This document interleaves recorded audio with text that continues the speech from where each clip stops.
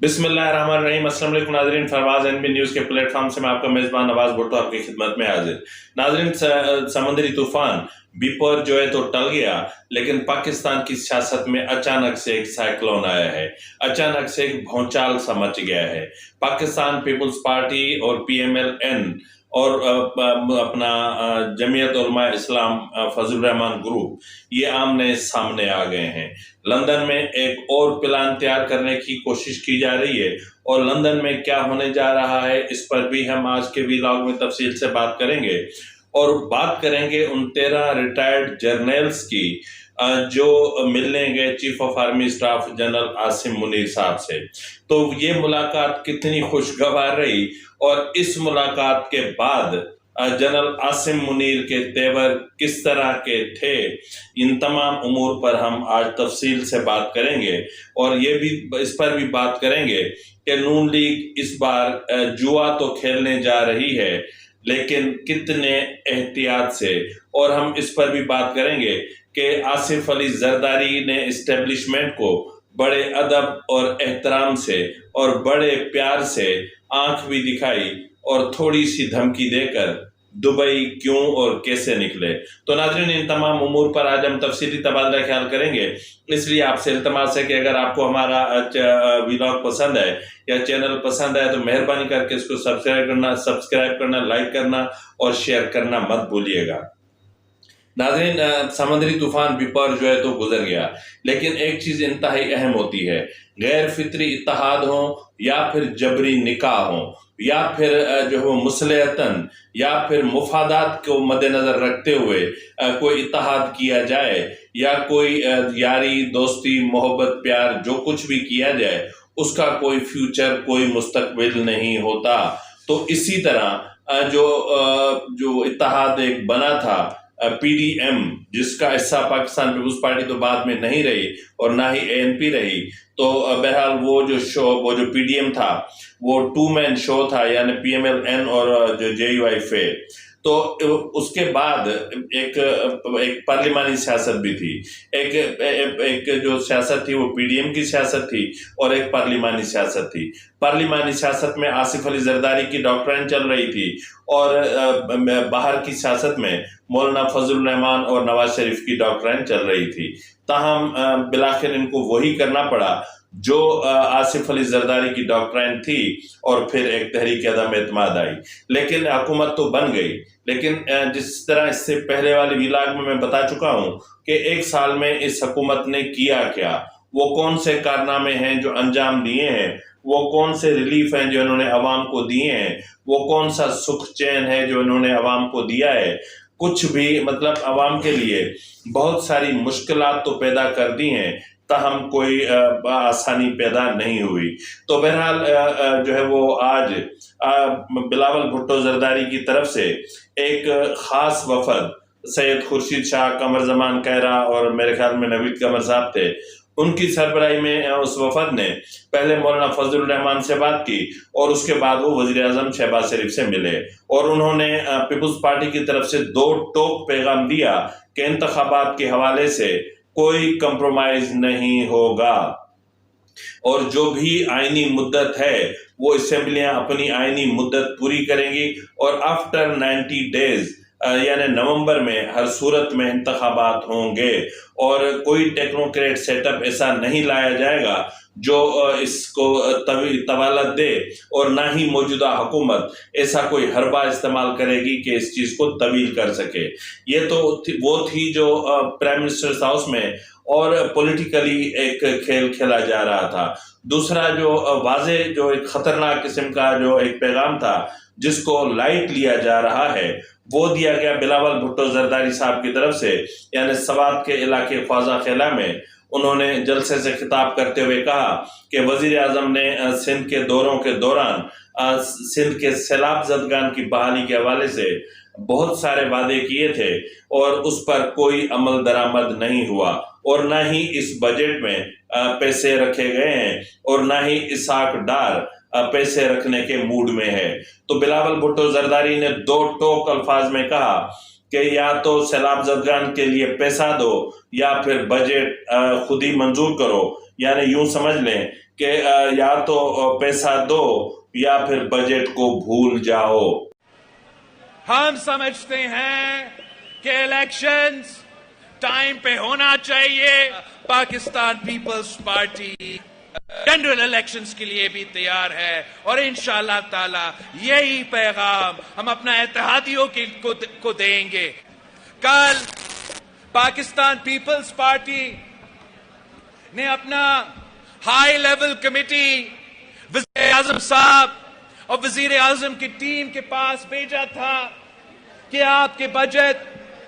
جس طریقے سے پیش کیا گیا ہے اس میں پاکستان پیپلز پارٹی کا کم انپٹ ہے. تو میں حیران ہوا جب میں بجٹ پڑھ رہا تو نہ آپ کے لیے نہ کسی صوبہ کے لیے وفاقی حکومت نے سیلاب کے مطابق سیلاب متاثرین کے مطابق فنڈز رکھنا چاہیے موجود نہیں ہے. مگر میں وزیر اعظم صاحب سے ریکویسٹ کروں گا کہ ان کی ٹیم میں وہ جو لوگ ہیں جو وزیر اعظم کے جو وعدے ہیں وہ پورے نہیں کروا رہے ہیں اور جو وعدہ چاہے ہم دنیا سے کرتے ہیں یا صوبے سے کرتے ہیں یا ہم سب کے وعدے ہوتے ہیں. اور اگر مسلم لیگ یہ چاہتا ہے کہ پاکستان پیپلز پارٹی بھی اس بجٹ پہ ووٹ ڈالے تو سیلاب متاثرین کے فلڈ ریکنسٹرکشن کے خرچے کے بغیر یہ ہو نہیں سکتا. تو یہ ممکن نہیں ہے کہ وزیر اعظم کوئی اور بات کرے اور بجٹ میں کوئی اور بات لکھا ہو. اور آپ سب سے ریکویسٹ کرتا ہوں کہ کل کے لیے انتظار ہی نہ کریں. آپ آج سے پاکستان پیپلز پارٹی کا جنرل الیکشن کا کیمپین شروع کر دے. میں تیار ہوں. یہ بہت بڑی دھمکی ہے اور اوپن دھمکی ہے. یعنی ایک ایسی حکومت یعنی خود حکومت کا وزیر داخلہ وزیر خارجہ حکومت سے مطالبہ کر رہا ہے. یعنی ایسا لگ رہا تھا جیسے بلاول بھٹو زرداری اس وقت اپوزیشن کا رہنما تھا, اپوزیشن کے کسی پارٹی کا رہنما تھا اور اپوزیشن پارٹی کے رہنما کے طور پر وہ حکومت سے مطالبہ کر رہا تھا کہ یہ نہیں کریں گے تو پھر جو ہے ہماری طرف سے انکار ہے, ہم بجٹ میں آپ کو ووٹ نہیں دیں گے. ناظرین یہاں پر میں آپ کو ایک چیز بتاتا چلوں کہ وزیر خزانہ اسحاق ڈار, جس کو میں ناکام ترین وزیر خزانہ کہتا ہوں, اور ان کو کوئی چیز اس بار سمجھ میں نہیں آ رہی. شاید ان کا دماغ سن ہو گیا ہے یا پھر پتہ نہیں حالات اتنے خراب ہیں کہ ان سے سنبھالے نہیں سنبھل رہے. حتیٰ کہ گزشتہ روز چائنا کی طرف سے $1 ارب بھی پاکستان کو ملے ہیں, لیکن اس کے باوجود اسحاق ڈار لیگ پولنگ سے باز نہیں آ رہے. اسحاق ڈار PMLN پاکستان پیپلز پارٹی اور جو اتحادی ہیں ان کے درمیان اختلافات اور دراڑیں ڈالنے کی کوشش کر رہے ہیں, اور جن کے جائز مطالبے ہیں, جن کی جائز معاملات ہیں, ان کو کوئی آنر نہیں کیا جا رہا. تو اس لیے آج وزیر اعظم سے پیپلز پارٹی کے رہنماؤں نے دو ٹوک الفاظ میں جا کے کہا کہ عزت نہیں تو کچھ بھی نہیں. اور ایسی ہی صورتحال جو ہے وہ پنجاب میں آصف علی زرداری کو بھی اس کا سامنا کرنا پڑا کہ جب آصف علی زرداری نے لاہور میں جا کے ڈیرے ڈالے اور اپنی پارٹی کو آرگنائز کرنے کی کوشش کی تو پھر ایک کنگز پارٹی سامنے آئی, یعنی استحکام پاکستان, شاید اسی طرح کا نام ہے, استحکام پاکستان پارٹی. تو استحکام پاکستان پارٹی جہانگیر ترین, علیم خان اور یہ وہ جو وہیں پہ بیٹھے ایک دوسرے سے آنکھیں تک نہیں ملا رہے تھے, ایک دوسرے سے نظریں ملانے کے قابل نہیں تھے, ایک دوسرے کے جذبات کو, ایک دوسرے کے نظریات تو تھا ہی نہیں, یہ نظریہ ضرورت تھا. تو کنگز پارٹی کو نظریہ ضرورت کے تحت پیدا کیا گیا تھا تاکہ پیپلز پارٹی کا پنجاب میں راستہ روکا جا سکے, اور جہاں پیپلز پارٹی کی پوزیشن, جہاں نون لیگ کی پوزیشن کمزور ہو وہاں جو ہے وہ تحریک اپنا استحکام پاکستان پارٹی یعنی PTI پارٹ 2 کو اسپیس دیا جائے, اور یعنی اس طرح. اور اسی کے فوراً بعد جہانگیر ترین لندن چلے گئے. تو بہرحال اس اسٹیبلشمنٹ کی طرف سے یہ جو سچویشن کریٹ ہوئی اس کے بعد انہوں نے ایک دو ٹوک الفاظ میں پیغام دیا کہ یہ کیا الیکشن کروائیں گے. الیکشن تو میں کرواؤں گا اور جب میں چاہوں گا تب الیکشن ہوں گے. اس وقت اس چیز کو ہر کوئی غلط سمجھ رہا تھا, ہر کوئی یہ سمجھ رہا تھا کہ آصف زرداری جو ہے وہ اسٹیبلشمنٹ کو مطلب ایک عجیب قسم کا یہ تھریٹ تھا. لیکن فیکچوئل پوزیشن یہ تھی کہ پیپلز پارٹی کسی صورت موجودہ حکومت کو ایکسٹینشن دینے کے لیے تیار نہیں تھی نہ ہے. تو اسی صورتحال میں آصف زرداری نے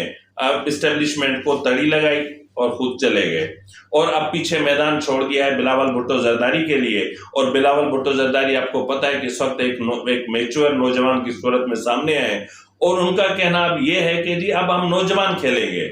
اب سینئرز نے کھیل لیے, اب اس ملک کو ہم نوجوان نکالیں گے. اب وہ نوجوان کارڈ کھیلنے کی کوشش میں ہیں. تو دیکھتے ہیں کہ سچویشن کیا بنتی ہے. تو ہم اتنا تو ہم بھی یقین سے کہہ سکتے ہیں کہ پی ایم ایل این اور پاکستان استحکام پارٹی یہ کسی صورت پنجاب میں پیپلز پارٹی کو اسپیس نہیں دیں گے. تو پھر یہاں پر جس طرح ابھی جو وہ ہمارے دوست امداد سمرو صاحب وہ کہہ رہے تھے کہ ہلکی پھلکی موسیقی, تو میں نے کہا کہ ہلکی پھلکی موسیقی نہیں ہے, یہ وہ موسیقی ہے کہ جو کچھ عرصے کے بعد یہ جو سیاستدان ہیں یہ آپ کو ٹانڈاو کرتے ہوئے نظر آئیں گے. بہت سارے دوست ہیں جو ٹانڈاو کو نہیں سمجھیں گے, لیکن جو سمجھدار ہیں وہ خود سمجھ جائیں. تو بہرحال بلاول بھٹو زرداری اور آصف زرداری کی اس سچویشن کے بعد نواز شریف نے فوری طور پر لندن میں اہم ترین اپنے رہنماؤں کو بلوا لیا ہے, جن میں وزیر اعظم شہباز شریف, رانا ثناء اللہ, مریم نواز, وہ باقی جو بھی ان کے رہنما ہیں ان سب کو بلوا لیا ہے, جس میں نواز شریف کی واپسی کا جوا کھیلنے سے متعلق یا پھر قانون سازی سے متعلق اہم فیصلے کیے جائیں گے اور نواز شریف نے کب واپس آنا ہے یہ امور بھی طے کیے جائیں گے اور قانونی معاملات کس طرح حل کرنے ہیں یہ چیزیں بھی طے ہوں گی. اور استحکام پاکستان پارٹی کے ساتھ کہاں کس جگہ سیٹ ایڈجسٹمنٹ کرنی بھی ہے کہ نہیں کرنی ہے, اس پر بھی بات ہوگی. اور اس پر بھی بات ہوگی کہ اسمبلیاں تحلیل کب کی جائیں. اگر اپنی مدت سے ایک ہفتہ بھی بعد میں کی جاتی ہیں تو پھر انتخابات 60 دنوں میں کرانے پڑیں گے. اور اگر مدت یعنی اسمبلیاں اپنی پوری آئینی مدت پر ختم ہوتی ہیں تو پھر ان کو 90 دن کا یعنی نومبر تک کا اسپیس ملتا ہے. تو اب جو لندن پلان بن رہا ہے وہ بڑا ہی خطرناک ہے. اب اس میں دیکھنا یہ ہے کہ اس میں عمران خان کی پوزیشن کیا بنتی ہے. تو اس وقت ظاہر ہے کہ جہانگیر ترین بھی لندن میں ہے, شہباز شریف بھی جا رہے ہیں اور اس کے علاوہ اون چودھری بھی لندن جایا چاہتے ہیں. تو علیم خان صرف یہاں پارٹی کے معاملات کو سنبھالیں گے. یہ ایک ایسی پارٹی ہے جو ابھی تک الیکشن کمیشن میں رجسٹرڈ تک نہیں ہوئی. تو بہرحال ناظرین, جو اتحادی حکومت تھی اس کے اتحاد کے رنگ جو اسحاق ڈار نے اس میں بھنگ ڈال دیا ہے اور اب جو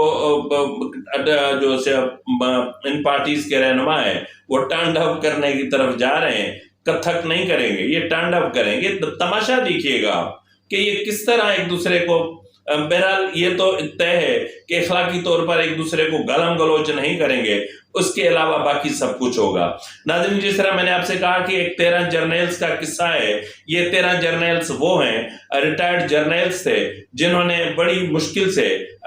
chief of army staff general Syed Asim Munir صاحب سے ملنے کا ٹائم لیا تھا. یہ 13 جرنیلز وہاں پر پہنچے اور وہاں پر پہنچنے کے بعد ان 13 میں سے 4 جرنیلز نے وہ ایک دوسرے کے پیچھے خطاب کرنا یا تقاریر کرنا یا پھر اپنے معاملات کو رکھنے کی کوشش کی, جس میں ان کا جو لبے لباب تھا وہ یہ تھا کہ عمران خان کا آرمی ٹرائل نہیں ہوگا, عمران خان کا کیس آرمی کورٹ میں نہیں بھیجا جائے گا. اور یہ معاملہ آپ کو اندازہ نہیں ہے کہ ہم نے کتنی مشکل سے کھڑا کیا تھا اور عمران خان پاکستان کے لیے کتنے اہم ہیں, کتنے ضروری ہیں. تو اس لیے ان چیزوں کو آپ مد نظر رکھ کر عمران خان کے معاملات کو ایک مرتبہ پھر ریوزٹ کریں اور آپ عمران خان سے ملاقات کریں اور عمران خان سے ملاقات کے بعد ان تمام چیزوں کو وہ ریوزٹ کریں. تو بہرحال جنرل عاصم منیر صاحب بڑے تحمل سے ان کو سنتے رہے اور سننے کے بعد جو ہمارے دوست ہیں عمران شفقت صاحب انہوں نے بھی اس پر ویلاگ کیا ہے اور انہوں نے 2 ٹوک الفاظ میں چیف آف آرمی سٹاف نے کہا کہ 9 مئی کا معاملہ آپ جیسے لوگوں کی وجہ سے ہوا ہے. اگر آپ لوگ عمران خان کی پشت پناہی نہ کرتے، اگر آپ عمران خان کے ناجائز معاملات، مطالبات، گالم گلوچ کو پروٹیکٹ نہ کرتے، اگر آپ عمران خان کو اس کی حد اور اس کی اوقات میں رہنے دیتے، یعنی 9 مئی سے پہلے پاک فوج سیاست اور عمران خان سے خود کو بہت دور کرنا چاہ رہی تھی، لیکن آپ لوگوں کی ان حرکتوں کی وجہ سے پاک فوج کو یہ دن دیکھنے پڑ رہے ہیں اور ہم دیکھ رہے ہیں۔ اور اگر آپ لوگوں نے سیاست کرنی ہے تو پھر آپ کریں، ان پارٹیوں میں شامل ہو جائیں، ان کے ترجمان بن جائیں اور پھر پینشن اور دیگر مراد کو بھول جائیں۔ اور اگر نہیں تو پھر پاکستان کو پاکستان سمجھیں اور پاکستان کے سیاستدانوں کو جو کرنا ہے وہ کریں، اور جس کا بیہیویئر غیر سیاسی ہوگا اس کے ساتھ اسی طرح نمٹا جائے گا۔ تو ناظرین، ان کو باقاعدہ کہا گیا کہ آپ مطلب ایسی حرکتوں سے باز آئیں۔ اگر جو ہے وہ پریس کانفرنس کی گئی اور ہمیں جو ہے وہ تھریٹ کرنے کی کوشش کی گئی اور ہم پر اپنی ایک فرسودہ قسم کی پالیسیز امپوز کرنے کی کوشش کی گئی، تو ہم اس کا پھر جواب سختی سے دیں گے، اور سختی سے یہ ہوگا کہ آپ جو پینشن اور یہ وہ سب کچھ لیتے ہیں نا، پھر اس سے آپ کو دستبردار ہونا پڑے گا، جائیں آپ ان پولیٹیکل پارٹیز میں۔ تو بہرحال ناظرین، اس وقت جو پاکستان کی سچویشن ہے بہت خراب ہو چکی ہے، اور عمران خان کے حوالے سے یہ کہا جا رہا ہے، جس طرح سے پہلے والے اس سے بھی پہلے والے ولاگ میں نے آپ سے کہا تھا کہ عمران خان کی اور بشرا بی بی کی گرفتاری کا معاملہ ہوا چاہتا ہے، اعظم خان کے بعد اب حماد اظہر کی باری ہے، اور حماد اظہر کے ساتھ ہی عمران خان سے پہلے بشرا بی بی کی باری ہے، اور میرے خیال میں شاید اگر بشرا بی بی پہلے گرفتار ہو جاتی ہیں تو پھر عمران خان کو عید کرنے کے لیے مہلت، شاید بڑی عید کی مہلت مل جائے، لیکن اہم ذرائع یہ کہہ رہے ہیں کہ شاید نہ ملے۔ لیکن ایک اہم صحافی نے دعویٰ کیا ہے کہ عمران خان کو آفر ہوئی ہے کہ وہ بڑی عید سے پہلے، یعنی عید الاضحیٰ سے پہلے پاکستان چھوڑ دیں۔ وہ صحافی تو اتنا بڑا نہیں ہے، وہ صحافی چھوٹا ہے، لیکن جس فورم پہ بیٹھتا ہے وہ فورم بڑا ہے، تو اس کا جو سورس ہے وہ ظاہر ہے کہ وہ تو نہیں ہو سکتا جنہوں نے عمران خان کو عید تک یا پاکستان سے چلے جانے کے لیے کہا ہے، لیکن عمران خان خود ضرور ہو سکتے ہیں، کیونکہ عمران خان اس وقت بدترین آئسولیشن کا شکار ہیں۔ اعظم خان کی گرفتاری نے عمران خان کو پاگل کر دیا ہے، کیونکہ عمران خان کے پرائم منسٹرز ہاؤس کے ایک ایک راز کا جو وعدہ معاف گواہ بن سکتا ہے وہ اعظم خان ہے، اور اس وقت تک کی یہ اطلاعات ہیں کہ اعظم خان جہاں بھی ہے محفوظ ہے، اور اعظم خان کی جو ہے اس کا سافٹ ویئر اپڈیٹ کیا جا رہا ہے، اور توقع ظاہر کی جا رہی ہے کہ اعظم خان اور حماد اظہر اور بشرا بی بی اور پی ٹی آئی کے دیگر کچھ اہم رہنما وعدہ معاف گواہ بن سکتے ہیں۔ تو اسی کے ساتھ ہی ناظرین، اپنے میزبان نواز بھٹو کو اجازت دیجیے، فی امان اللہ۔